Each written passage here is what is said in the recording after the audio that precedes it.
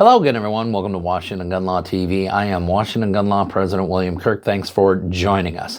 Hey, as you know, we like to take real-life examples and use them as teachable moments or learning opportunities. And today's example comes from San Jose, California, dateline September 5th at the Kim Hung Jewelry store. As you can see, some guests entered. Well, first they backed their SUV into the building, and then, well, this occurred. And I know one of the issues that you get from some of your in-laws who think they are constitutional experts at times is they will ask you, why do you need one of those?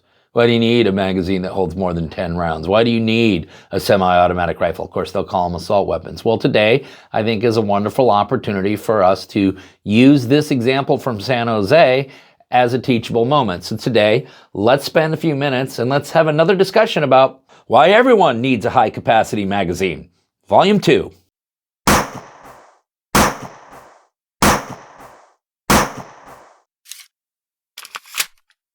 Okay, hey, before we get going too far down the road we're going down, let's remember that all the research for this video was done where? That's right, at GroundNews. Why is that? Well, I like to get treated like a big boy, and I bet you do too. And when you have a news platform that's going to go scour 50,000 independent news sources and then give it to you with a biased distribution breakdown, well, now you're actually being treated like an adult. And one of the cool features, but you only get this with a Vantage Plan, is the blind spot detector that will allow you to take a look at stories that are being disproportionately reported by one side of the political spectrum. And the best news right now is if you go to ground.news/Washington or you scan this QR code right here, you're going to get 40% off a Vantage Plan, which is going to unlock all the features that Ground News has to offer. So if you're ready for mainstream media to start treating you like an adult, go visit my friends today at ground.news/Washington.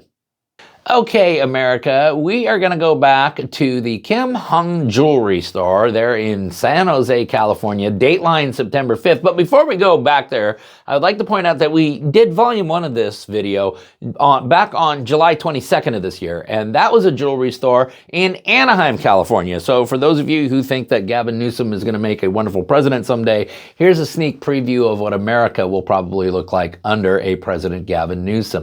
Now, let's just go to the video clip.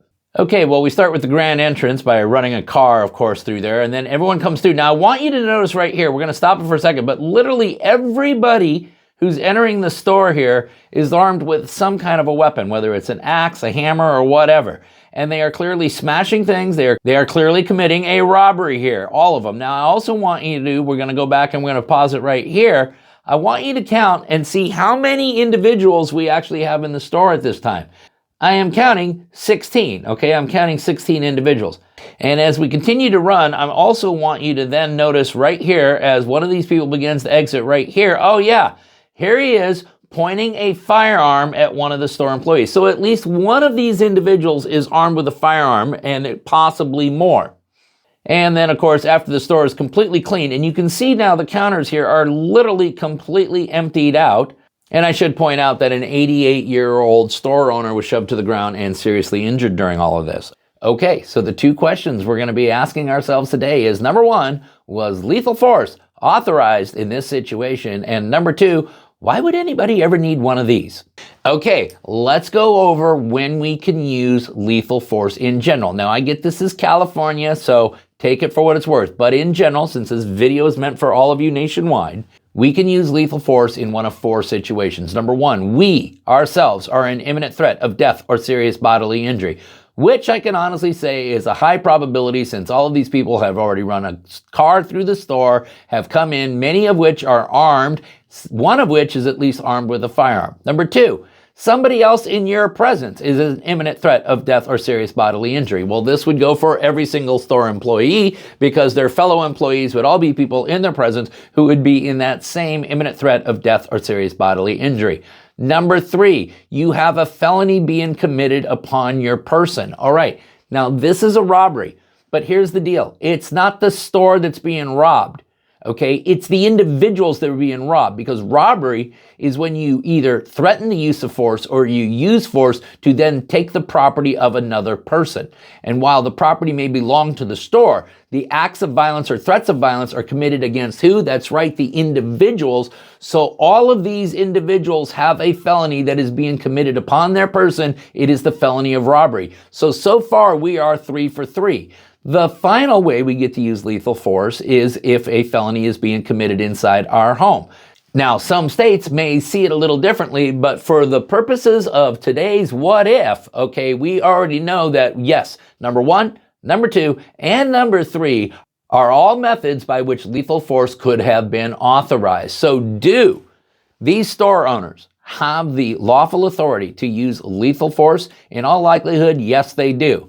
Which brings us to our second question. Why would anybody need one of these? Heck, we could even ask this question. Why would anybody ever need one of these for self-defense? Well, let's go back to the tape one more time.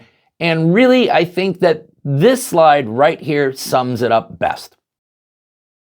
Okay, so far there is not a single suspect in custody for this, but hey, it's California, what do you expect? Now listen, if you got any questions about this or anything else related to what's left of our Second Amendment rights, you guys should know how to get a hold of Washington gun law by now. But if you don't, that's okay. That information's down there in the description box. If you got an idea for a video we should be doing around here, you click on that link right there and you tell us all about it. If you want to subscribe to our monthly newsletter, the information on how to do that is down there in the description box. And then finally, and most importantly, let's everyone remember that part of being the lawful and responsible gun owner, like we talk about all the time here, is to know what the law is in every situation, how it applies to you in any instance that you may find yourself. Until next time, thanks for watching and stay safe.